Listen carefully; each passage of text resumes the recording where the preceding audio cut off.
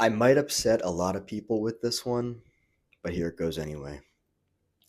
What if they're actually not your twin flame or soulmate, and you're just instead thinking magical thoughts to justify a bunch of abuse and exceedingly dysfunctional, toxic, and unhealthy, fucked up behaviors?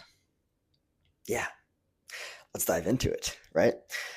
What are magical thoughts? Magical thoughts are when maybe, I don't know, you're getting coffee with a person and you're staring into their eyes. This is somebody that you really like, right? And then all of a sudden you look down at your phone and it says 11:11.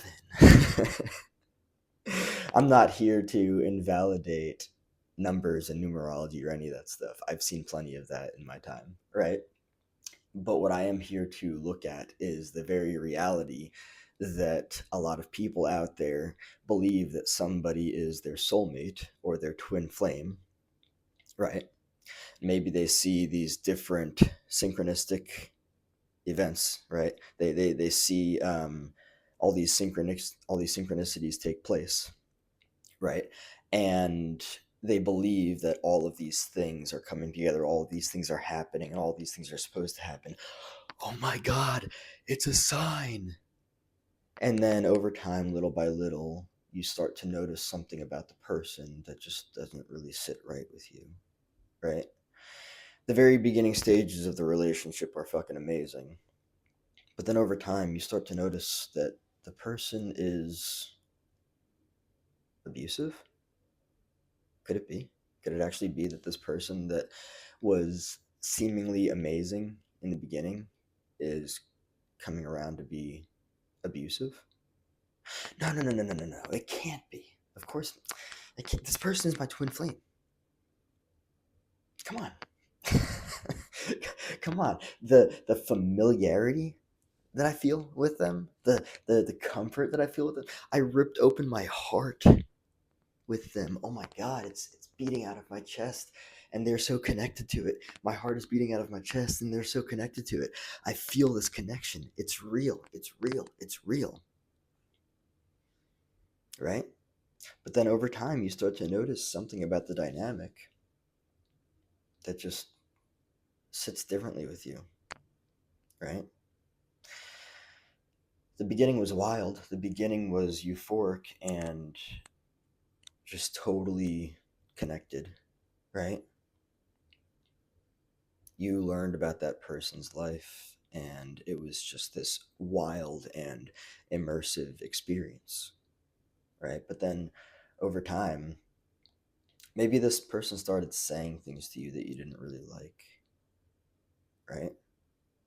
But instead of looking at the dynamic and being like, I need to set boundaries and maybe I need to start distancing myself from this person, this is not healthy, you actually justify it with magical thinking. Right. Oh, but we met this way and at this time and it was 11:11, and you know, I've told this person about my traumas that I've never told anybody else. This person says that I'm the only person that has ever made them feel this way. They've never said these things to anybody else. This, that, and the other. It's just so magical. It's magical until you're being abused regularly. And it's fucked up when you are justifying the abuse with all of the magical thinking. I'm not going to invalidate twin flames and soulmates. I am going to say that I really did believe in twin flames and soulmates for the longest time. I really did. I liked the idea of it, right? Oh my God, what about this potentially strong and deep connection intimately, both emotionally and physically, with another individual? What about the potential of meeting somebody that feels like they're the other half to your soul or the other half to your spirit, whatever it is, right? I really started to believe all that until I really dove deeper into Freudian psychology and I learned more about having healthy boundaries, being individuated, being differentiated, being whole as your own individual self, right? Being whole in your own individuality. Um, and I'm not going to say that twin flames and soulmates are bullshit, or that it's not a real thing, or that it's to be fucking avoided at all costs. But what I am going to say is that I myself, in my own life, have allowed myself to get really caught up in magical thinking and have just completely justified a bunch of abuse through it all, right? Um, it's wild how, like, you meet somebody and the connection seems so wild and it feels amazing, right? You're like totally connected to this person, but then like over time, like breadcrumbs of abuse start taking place until it's just consistent. um you don't have to justify abuse because you think that somebody is this like missing piece of your life. And I can't say enough how oftentimes it actually ends up happening in relationships where people think that this other person is their twin flame or soulmate. I mean, what a perfect recipe for like a locked in relationship. Oh, yeah, this person's my twin flame. They're my soulmate. I've been searching my entire life for them. Of course, I'm not going to let them go. Of course, I'm not going to get out of this relationship. Yeah, they treat me like shit, but I know that we're meant to be. They treat you like shit, but you know that you're meant to be together.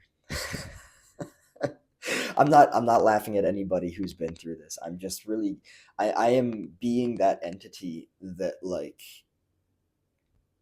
consciously steps through the territory of fuckery that takes place when you are justifying abuse because you think that you're meant to be with this person. Let me make it very clear right now, and I'm honestly speaking from experience. No names, but I've been in, I think it was at least one relationship where in the very beginning, twin flame slash soulmate was talked about. And like the connection was wild. And then like over time, abuse started taking place. And it was like breadcrumbed in at first, and then it just became more and more severe over time. And the justification of it was wild. I justified a lot. I really did. Um, I personally think that it's bullshit. Um, it's not that I think that twin flame soulmate stuff is bullshit. I think that um, it's really easy to get hooked in to a dynamic like that and to start justifying a bunch of really dysfunctional, unhealthy, and abusive behavior. Really, really easy. Not only that, but let's dive into the repetition compulsion element of it, right? So, do they really feel like your twin flame? Do they really feel like your soulmate? You might say to yourself, this feels so comfortable. It does. This feels so familiar. They feel so familiar. It feels like I've known them forever. Really? Well, if that's the case, what if it's just because you're repeating a pattern based in your mommy and daddy shit? Maybe they do feel totally comfortable. Maybe they do feel totally familiar, right? Maybe they do. And maybe if that's the case, maybe it's just because you're repeating a pattern based on childhood trauma, right? Maybe you're repeating a pattern of unworth, right? Maybe you're trying to, as they say, close the loop to childhood, and you're justifying a bunch of fucked up behaviors so that you can finally feel worthy. Oh, validate me. Oh, approve of me. I'll do anything. I'll put myself through anything. I will tolerate anything. I will justify anything. Just give me the worth that I have ever so craved. It's really sad to see people tolerate abuse because they believe that this person is their match made in heaven or their twin flame or their soulmate. And when I say this, I'm seriously speaking from experience. I am. I found myself in some of the most fucked up situations in my life because I have justified um, abuse based in believing that somebody was supposed to be my, like deep connection. No names, but like, um, it can be really easy to get stuck inside of justifying abuse because you believe that somebody is your twin flame or soulmate. And by the way, let me make this very clear. Not to invalidate twin flames and soulmates.